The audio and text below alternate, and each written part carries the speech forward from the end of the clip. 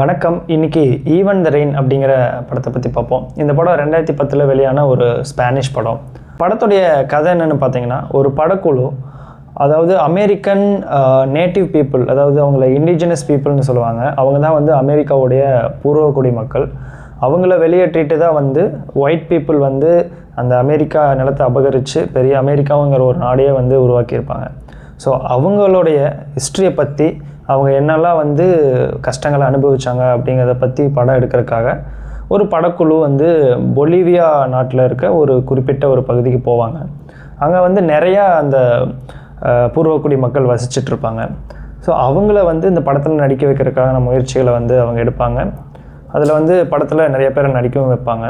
So அப்படி போயிட்டுருக்கும்போது அந்த பூர்வக்குடி மக்கள் வந்து அந்த ஊரில் ஒரு முக்கியமான ஒரு பிரச்சனையை ஃபேஸ் பண்ணிகிட்டு இருப்பாங்க. அந்த பிரச்சனை என்னென்னா, ஒரு பெரிய கார்ப்பரேட் கம்பெனி வந்து அந்த ஊரில் இருக்க தண்ணியை வந்து எங்கேயுமே சேமித்து வைக்கக்கூடாது, சொந்தமாக கிணறு வச்சுருக்கக்கூடாது, ஈவன் மழை தண்ணியை கூட சேமித்து வைக்கக்கூடாது அப்படிங்கிற எல்லாத்துக்குமே வந்து தடை போட்டுரும். தண்ணியை வந்து அவங்க காசு கொடுத்து தான் வாங்கணும் அப்படிங்கிற ஒரு சூழல் இருக்கும்.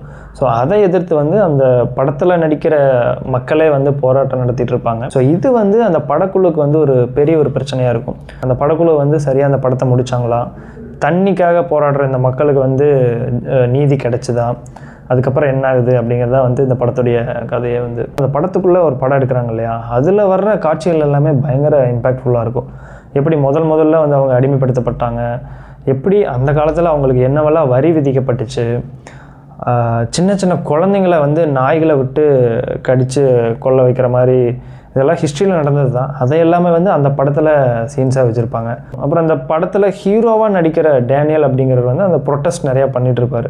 ஸோ அவருக்கு வந்து காசு கொடுத்து, ப்ளீஸ் இந்த ப்ரொட்டஸ்ட்டில் எதுவும் கலந்துக்காத, உங்களுடைய பிரச்சனைகளை பற்றி தான் நாங்கள் படம் எடுக்கிறோம், ஸோ வந்து இந்த படம் வெளியானாவே வந்து உங்களுடைய நிறையா பிரச்சனைகள் தீர்ந்துடும், அதனால் அதில் அந்த ப்ரொட்டஸ்ட் பண்ணாத, தேவையில்லாமல் எங்களுக்கு படம் எடுக்க டிலே ஆகுது அப்படின்னு இந்த படக்குழு, இந்த படத்தோட டைரக்டர் வந்து அவங்கக்கிட்ட பேசுகிற சீன் வந்து ரொம்ப நல்லாயிருக்கும். ஏன்னா அவங்களுடைய பிரச்சனைகளை பற்றி படம் எடுக்கணும்னு வந்திருக்காங்க.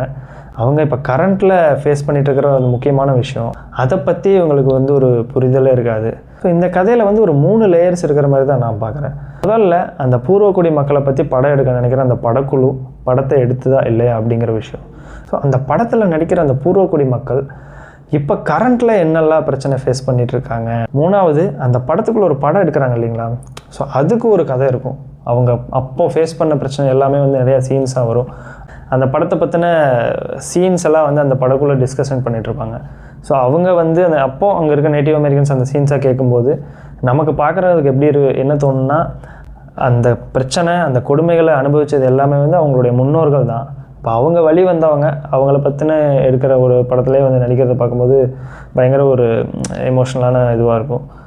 கடைசியில் இவங்க வந்து இந்த படத்தை எடுத்து முடித்தாங்களா, அந்த மக்கள் வந்து போராடுறதுக்காக அவங்களுக்கு நீதி கிடைச்சிதா அப்படிங்கிறதா வந்து இந்த படத்துடைய முடிவு.